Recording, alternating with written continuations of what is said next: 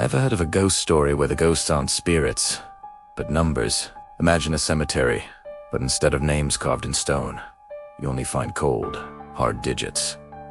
This isn't fiction. This is the haunting true story of the Duplessis Orphans. A dark chapter in Quebec's history from the 1950s that continues to echo today. It all started under the rule of Quebec Premier Maurice Duplessis, an era now known as the Great Darkness.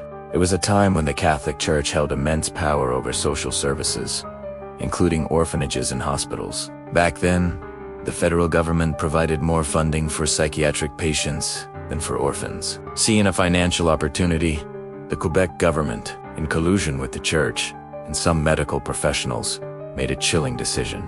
Thousands of healthy, parentless children were reclassified. On paper, they went from being orphans to being mentally ill. Overnight, orphanages were converted into psychiatric asylums. Perfectly healthy children, many born to unmarried mothers and handed over to the church, was suddenly labeled as mentally deficient. They were stripped of their identities, their pasts, and their futures. Life inside these institutions was a nightmare. Former orphans, now known as the Duplessis Orphans, have spoken out about the horrific abuse they endured. They faced physical violence, neglect, and even medical experimentation. They were treated not as children, but as sources of income cash cows for a corrupt system. The conditions were deplorable. Food was scarce, education was non-existent, and medical care was minimal. It's no surprise that many children didn't survive. They succumbed to malnutrition, disease, or the sheer brutality of their environment. But when these children died, they weren't given the dignity of a proper burial. The institutions that had profited from their lives in such a cruel way sought to erase them in death, just as they had erased their identities in life. Instead of a gravestone with a name and a date, they received a small, often unmarked, concrete block. If there was any identifier at all, it was a number, the same number that had been assigned to them in the asylum records. These children were buried anonymously, their final resting places known only by a digit. Their families, if they even knew where their children were, would never be able to find their graves. They were lost to history, reduced to a statistic in a cold, bureaucratic ledger. For decades, these numbered graves were a local legend, a whispered horror story that many refused to believe. The survivors, the Duplessis Orphans who made it out, carried the trauma with them, but their stories were often dismissed. The official narrative was that these were simply the graves of patients from the psychiatric hospitals. The government and the church remained silent. But the survivors, they knew the truth.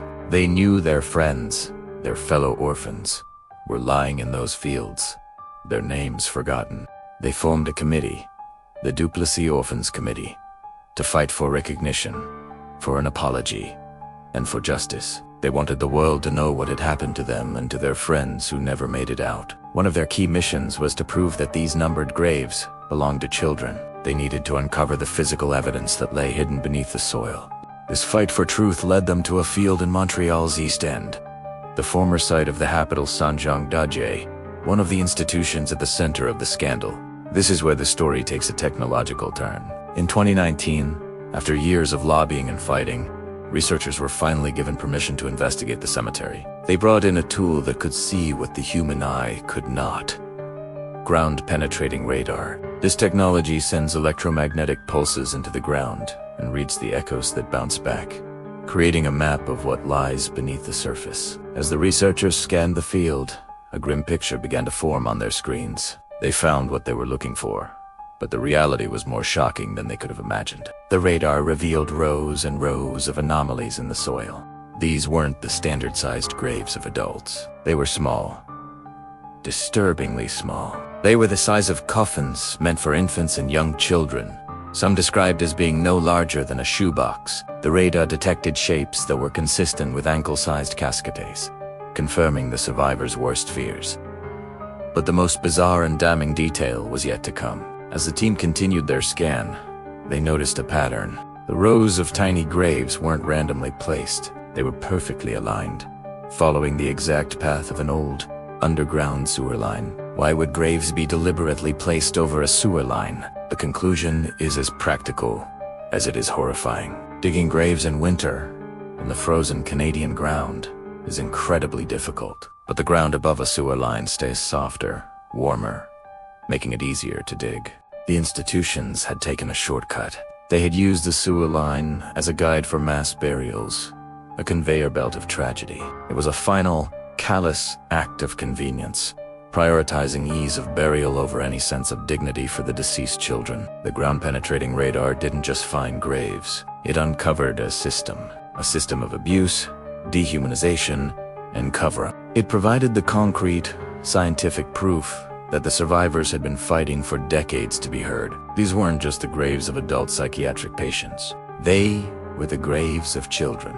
Children who were stolen from their families, mislabeled for profit, abused in institutions, and then buried in secrecy.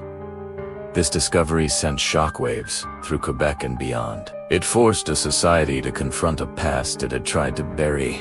The Quebec government has since offered financial compensation to the survivors, but for many, it's not enough. They want a full, official apology.